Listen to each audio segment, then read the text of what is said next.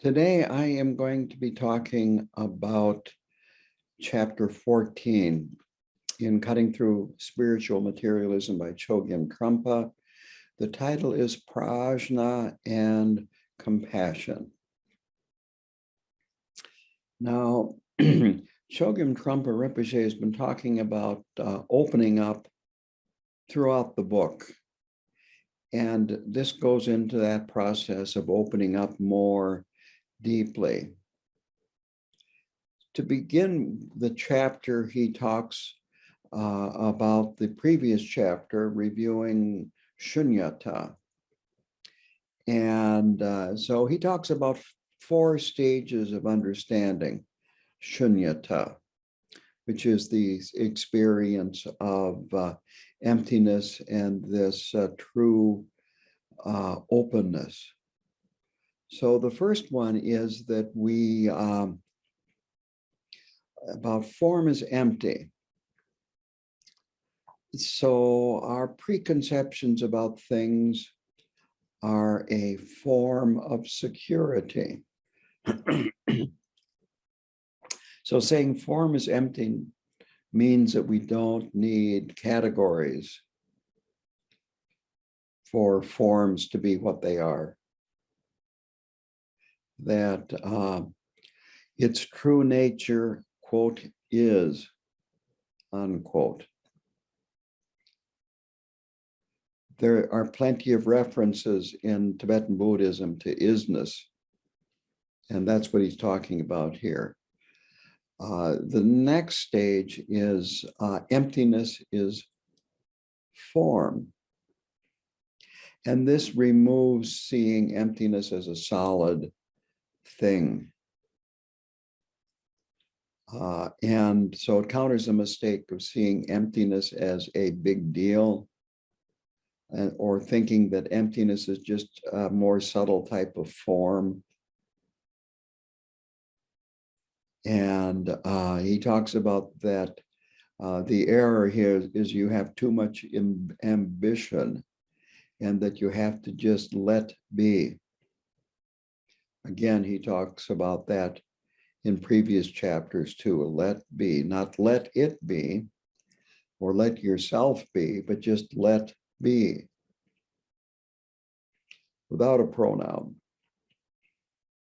So the next stage, which is a little higher level, is you have to give up this ambition to see form as empty.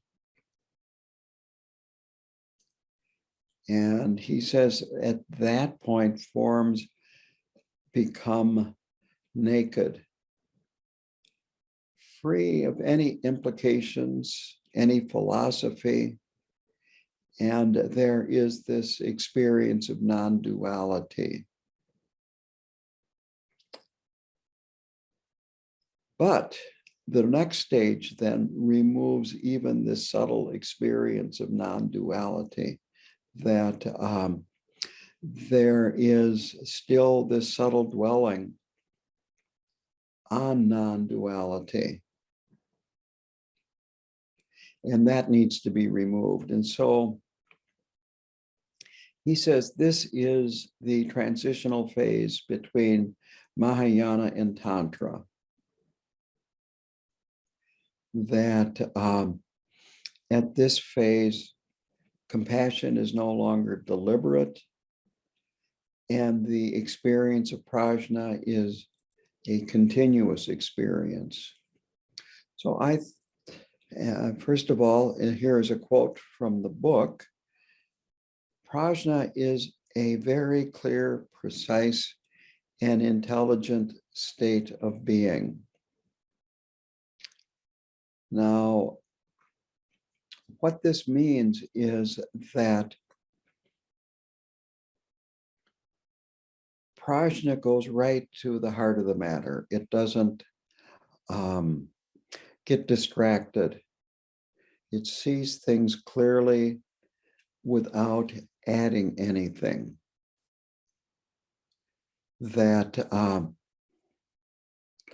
So prajna is I'm going to talk about this in a way that he does not cover. He really does not go into this in great depth. Part of the reason is that the whole book is doing a lot of, let me see here. Might say outlining things rather than going into them in great depth. And so I went to some other sources. And so first of all, Prajna, we first identify it by recognition during formal meditation, this experience of shunyata, that all phenomena are empty. And then in post-meditation, we carry with us this knowledge that all phenomena are unreal, are like a magical illusion or a dream. You might not have this direct experience at this point, but you at least have that knowledge that you had this experience of shunyata when you were meditating. So what happens is that you, as one of the slogans in the 7 Points of Mind training says, you become a child of illusion. You start realizing that things aren't what you thought they were, even if they look just like they did before, but you start questioning the reference points, the names, the categories, and everything that you used to put on them.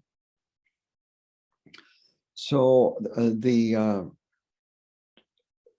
Tibetan word for prajna is Sanskrit. The Tibetan word is sherab, and it means the best knowledge.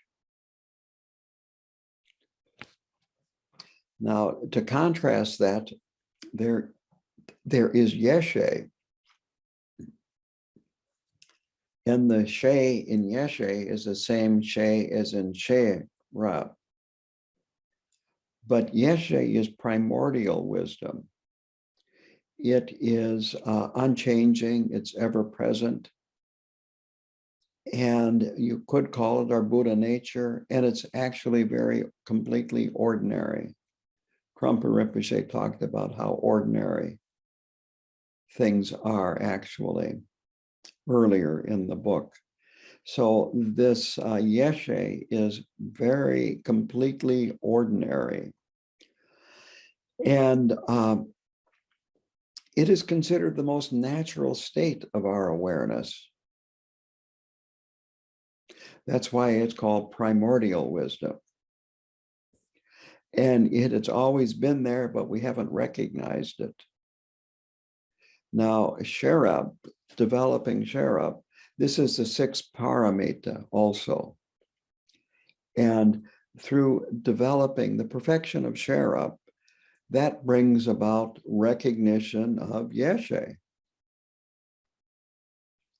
So the two are not separate. You can't say they're two separate things, but one leads to the recognition of what has always been there. So I wanted to clarify that a little bit. So now that is what he is talking about with prajna.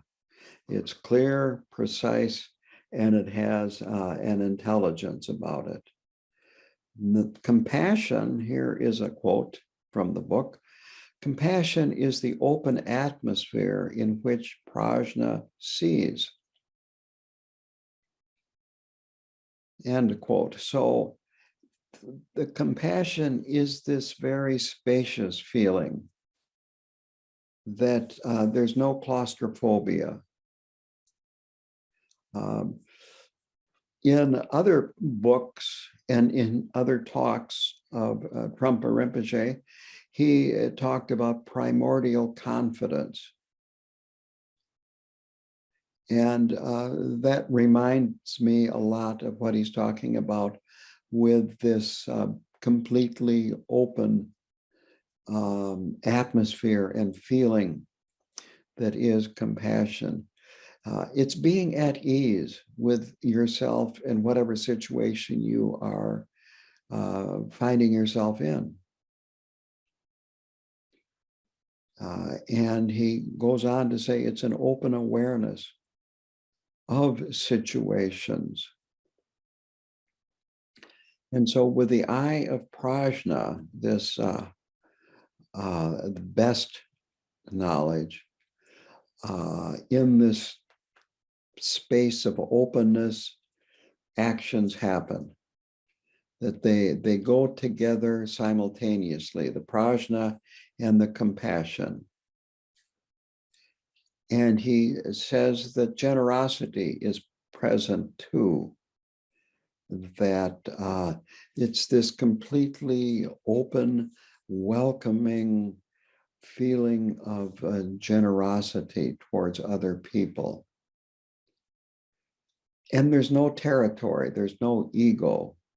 You exclude nobody in your compassion. It is all encompassing. Now, again, this is talking about a very high level of realization. It's very difficult to feel that everybody is included equally in your compassion and so forth. So he continues to talk about the experience of warmth in our meditation practice, that as our practice progresses, as we practice more and more meditation, and perhaps other things, he doesn't talk about other things, Tantra is in the next chapter. But anyway, as we practice, then we can have this experience of warmth. Doesn't mean you will have it, but this is an addition to the calm and state of mind and peace that you can experience when you are meditating. And that then gives rise to openness and welcoming. So this is how it develops. And when the warmth arises, fear is gone. In this case, he talks about fear of external obstacles to your meditation practice. That when you're meditating, you aren't checking on yourself, that the watcher is gone, that your self-consciousness is gone. And this, of course, can spill over into post-meditation when you're actually out in the world and encountering people and situations and so forth. And then he brings up the term instinctive warmth. And I'm not positive of exactly what he means, but I am going to say it's a bit like this is part of our nature, our true nature, and that this instinctive warmth carries into our post-meditation awareness. And then he brings in the term true awareness. And he uses that term because when you reach this level, you are aware no matter what you are doing, and it's done without effort. The awareness is without effort. He says, to contrast that true awareness, that if you're trying to be aware of what you are doing is, quote, living in a dream state. So it's awareness without trying to be aware. Again, this is very advanced. So here is another quote.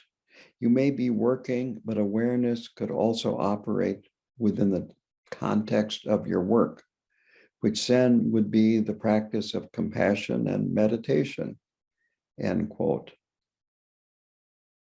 So again, this true openness is experiencing the space within the situation. And since you're experiencing both the space and the situation, it's full of possibilities. There's nothing that is fixed. Again, form is emptiness. So since nothing is fixed, there's all kinds of possibilities where ordinarily when we're in a situation, we have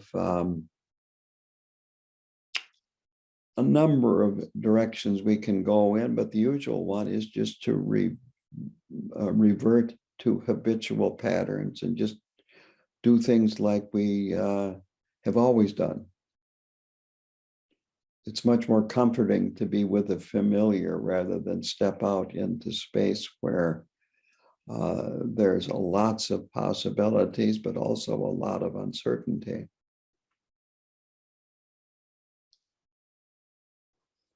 So usually he says that we are all wrapped up in what we're doing and we forget the rest of the environment. And in fact, we can get so wrapped up in what we're doing in our mind that we're not even aware of what we're doing with our body. We can be off in a memory of something that happened 20 years ago, or planning for something that'll happen later on, or being angry at somebody because they did something that we didn't like, and so on and so forth. But what he's talking about here, about getting wrapped up in what we're doing and our thoughts and forgetting about the rest of the environment, here's an example which is not in the story. Now, suppose I told you when you were here doing a program or a retreat that I've got $100 bill in this one room of the house, and you can have it if you can find it. And you'll go to that room and go through everything until you find it. And then after you come out of the room with the $100 bill, if I said, okay, what was the room like? Put it back the way it was when you got there. Oh, because you're not aware. You were so focused on this one little thing that you missed the whole rest of what was happening. And so that's what he's talking about here, that we get so wrapped up in these little things that we miss what's actually happening. So what we need is this panoramic awareness, or then aerial view. Again, this openness that he's talking about, true openness. And so this awareness is sharp, it's intelligent, it's penetrating, and it's totally open. So again, using his terms, that we communicate with the whole situation, not just a little part of the situation. And so when we are with people, we understand what they are saying, but also, quote, the whole tone of their being, that we pick up on the quality of their presence. And that he says that this communicates much more than words. And so with this openness, this compassion, and the prajna, it can actually feel a little bit uncomfortable when you're with a person like that. because they're seeing you at a much deeper level than you want to be seen. You can actually feel a bit like you're naked, that he uses the term mask, that your mask has been removed and you no longer can hide behind it. So he then goes on to talk about skillful means. Sometimes that is translated into English as skill with means. But here he talks about the person with skillful means as being both wise and compassionate, has the prajna, the best knowledge, and then he has the openness of compassion. So their response in a situation is skillful because of the prajna. And the warm openness of compassion. Let's see, quote, if a person is totally open, his response to life will be very direct, perhaps even outrageous from a conventional point of view, because skillful means does not allow any nonsense. And of course, Trungpa Rinpoche had a reputation for being outrageous. So in a way, he is explaining how a highly realized being is free from convention. Now, I think it would be good to compare Trungpa Rinpoche and Khenpo Karthar Rinpoche. I'm not sure, how their level of realization would compare. I'm not going to do that kind of comparison, but just the way they presented themselves. Trungpa Rinpoche could be outrageous. He kind of reveled in pulling the rug out from under you. He would show up for teachings 2 hours or more late. So his students would sit there and squirm and squirm and squirm, checking their watches. When is he going to show up?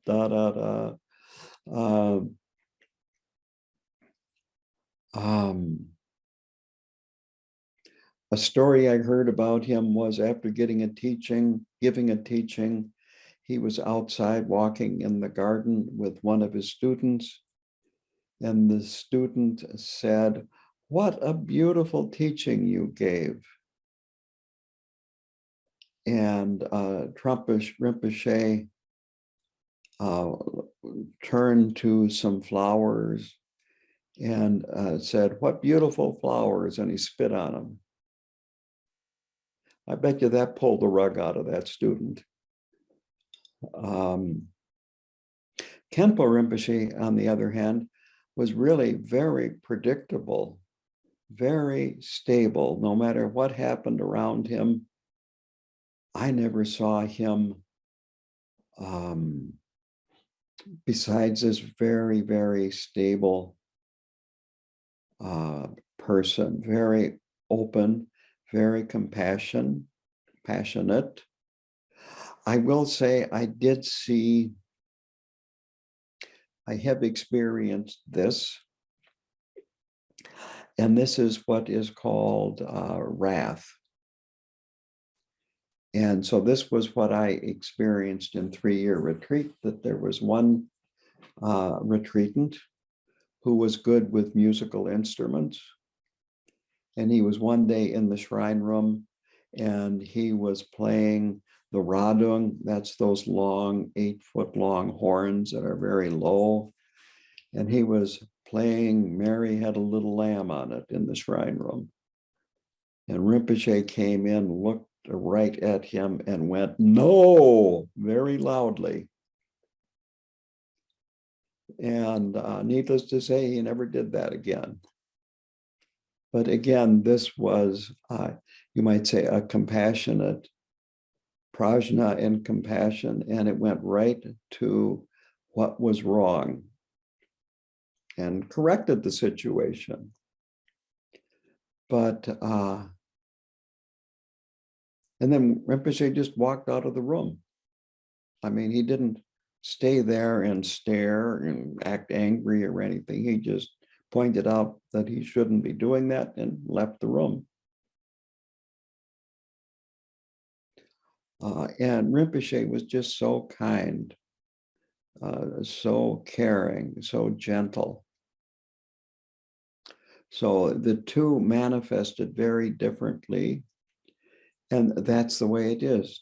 Different teachers manifest differently, and they work with their students differently.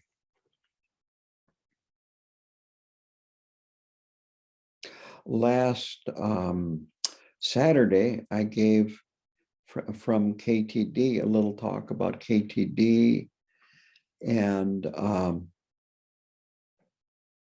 it was 1980 on the Karmapa's last tour of the United States. He stopped at KTD and they had a business meeting, and he said that at that time, 1980, there was the KTD Sangha. Already there were quite a few KTCs.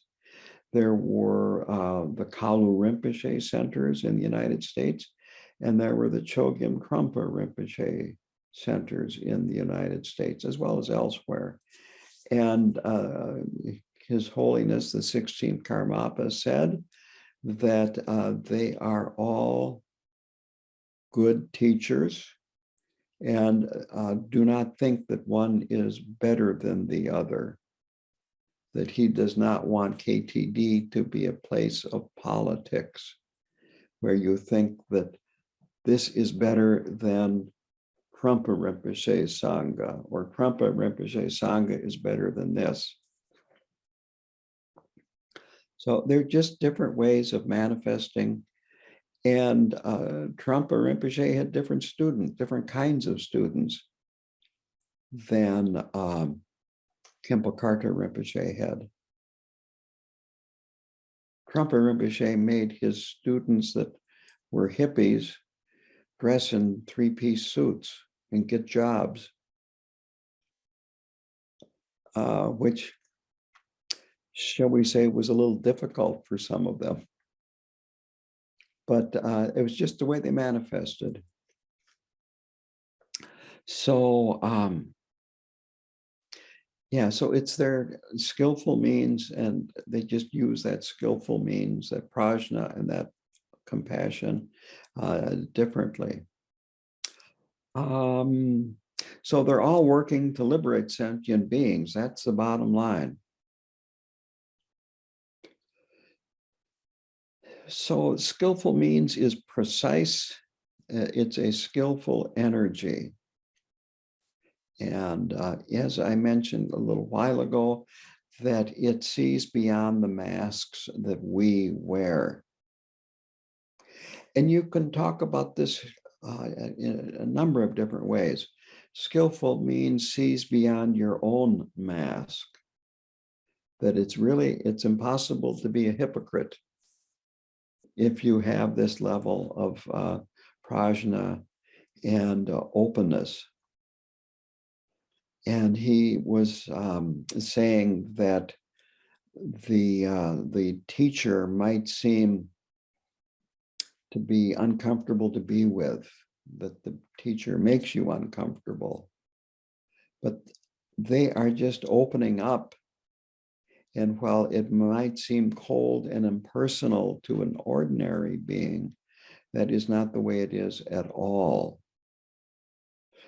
I remember in one of the previous chapters when he talked about the guru-student relationship, that in the beginning, the student comes to the guru and asks for this, asks for that. Then the guru says something like, well, come back later. Then the student comes, come back later.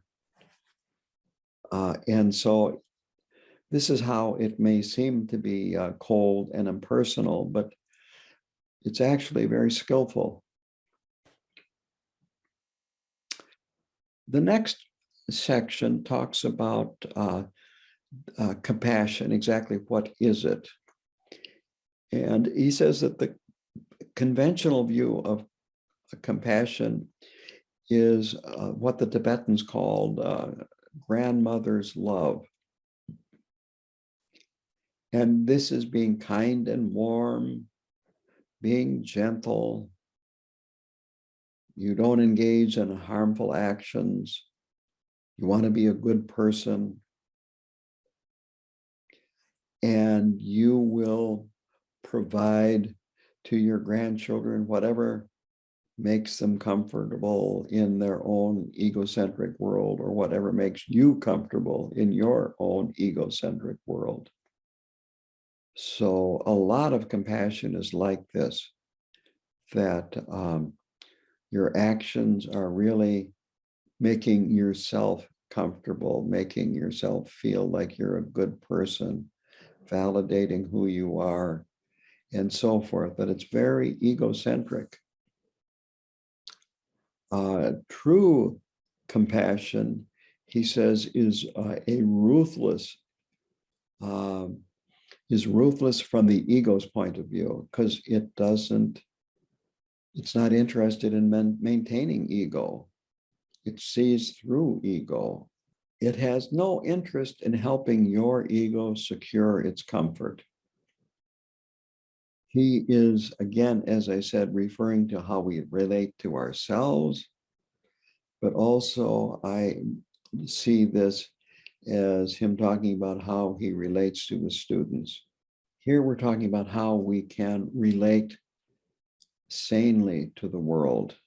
And again, he describes what would be a conventional lifestyle, being good girls and boys.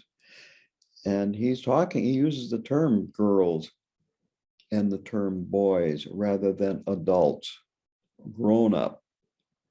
So he is really being, well, let's just say a little derogatory here about how the conventional lifestyle is, that we try to make ourselves comfortable, lead ordinary lives, but then we can become extremely depressed, or sometimes something painful happens. And he's kind of describing this process of what kind of leads you to wake up, to want to wake up. And he says, you think, why me? Why did this happen to me? Maybe with emphasis on me. So he says that can lead to realizing that there's more to life than what we have been leading so far, what we have been pursuing so far, that this can shock us into looking deeper. It is the awakening of, quote, the sudden energy of ruthless compassion. And maybe you start asking yourself things like, what's the meaning of life? What am I trying to accomplish in life? He says, without this shock, we couldn't grow. That the shock kind of lets us know that we have to get out of our comfortable, repetitious lives. And the last sentence in this chapter of his talk is, we must begin to become compassionate and wise in the fundamental sense, open and relating to the world as it is. The difference between love and compassion is the basic question. It's longer than that. And he gives a very long answer. This is actually a very important point. He starts out by saying these are very vague terms, that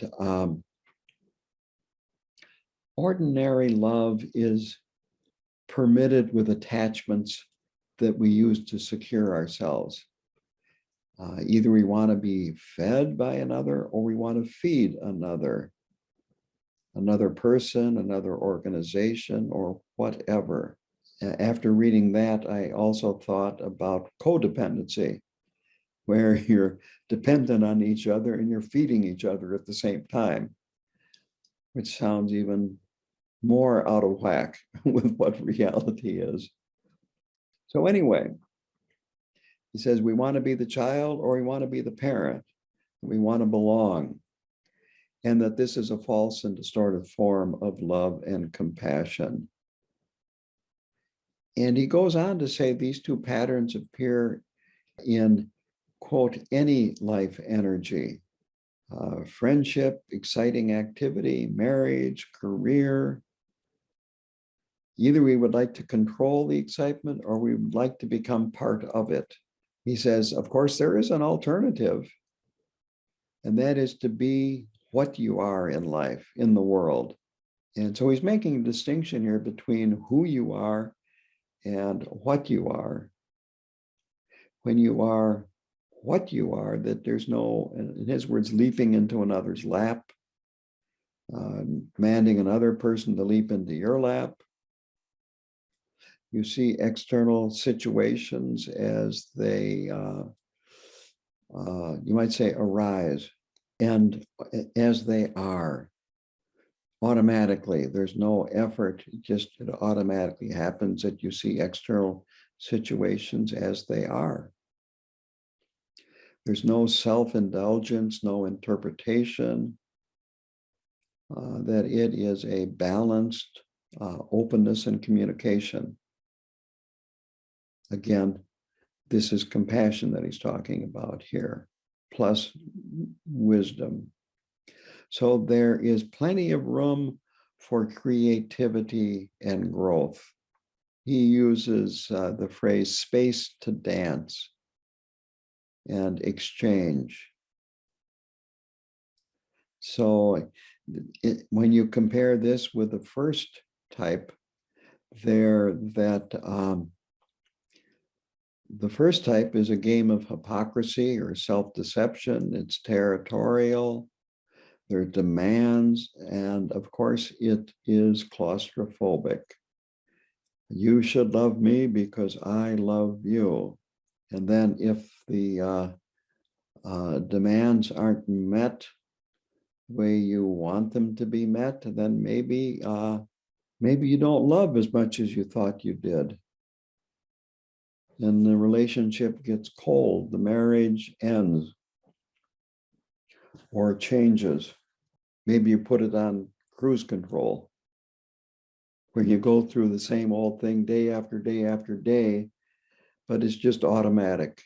Again, the alternative is true compassion with no territorial limits, pure and fearless openness. It means being an adult, but still having this childlike, playful quality. Inquisitive too, that we don't have this need to put on a mask when we're with others. And so the symbol for this kind of compassion is the moon being reflected in bowls of water. This is a very classic example that the bowls don't demand the moon shine in it, and the moon doesn't choose to shine in the bowls. But if the bowl are put out, 100 bowls is the common number used, that you will have 100 moons and 100 bowls of water.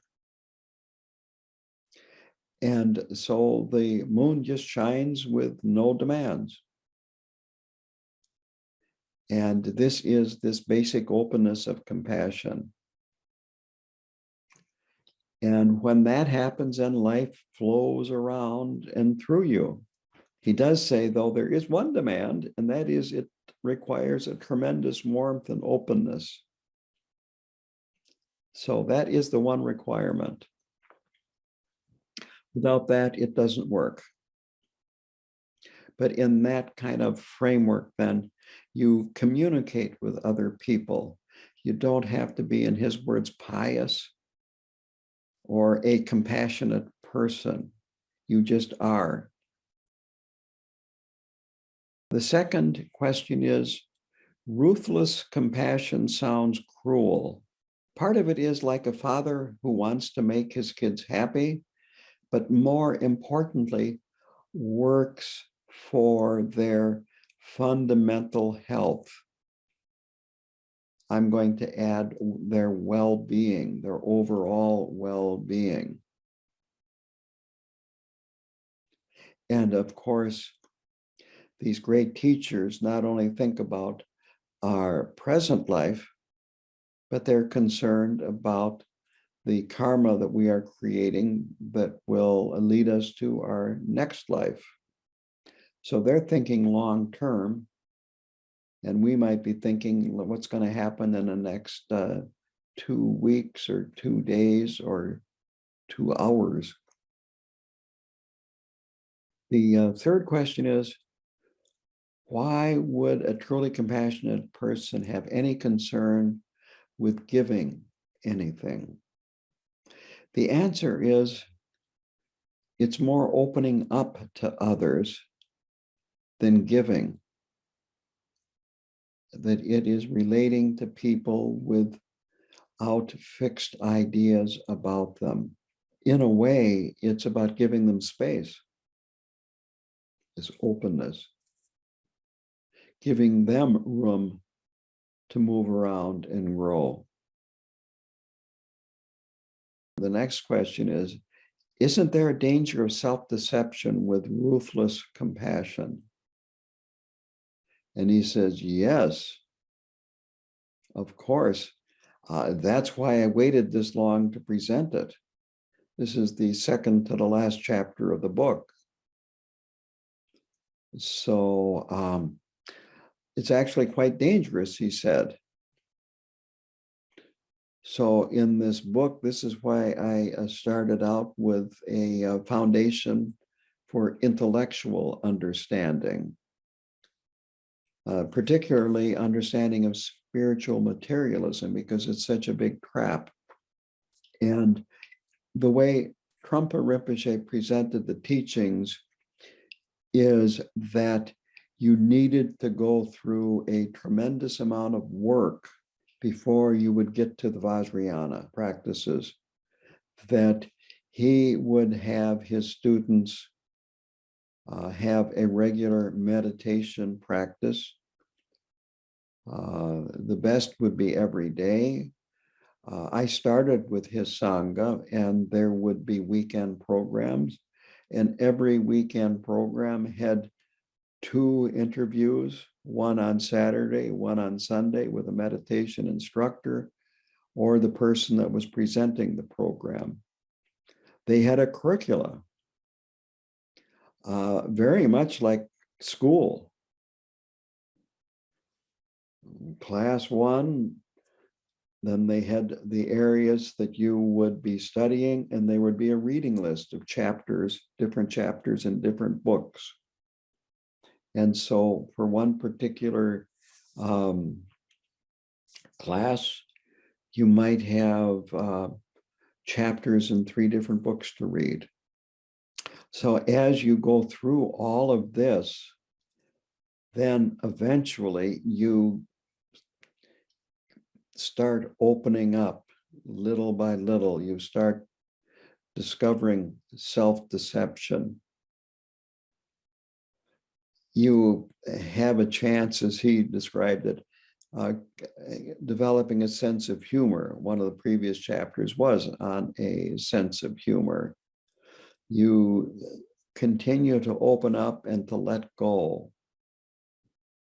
So he says it's a very, very long and difficult journey before you can practice ruthless compassion. The final question is there any way to make sure we aren't fooling ourselves?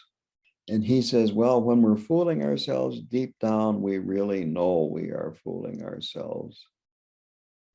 That we play deaf and dumb, but underneath it all, we know.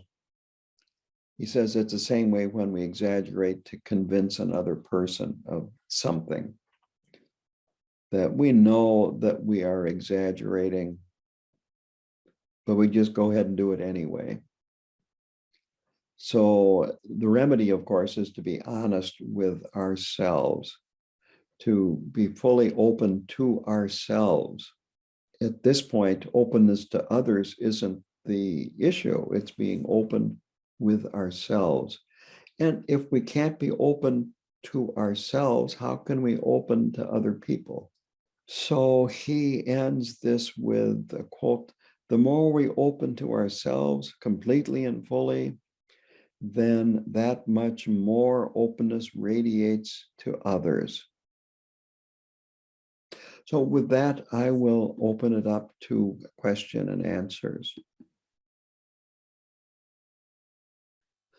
The question is, when the guru tells the student, come back later, and he comes back days, weeks, months later, and he says, okay, come back later.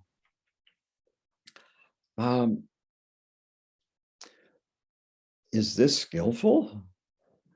And the answer is that it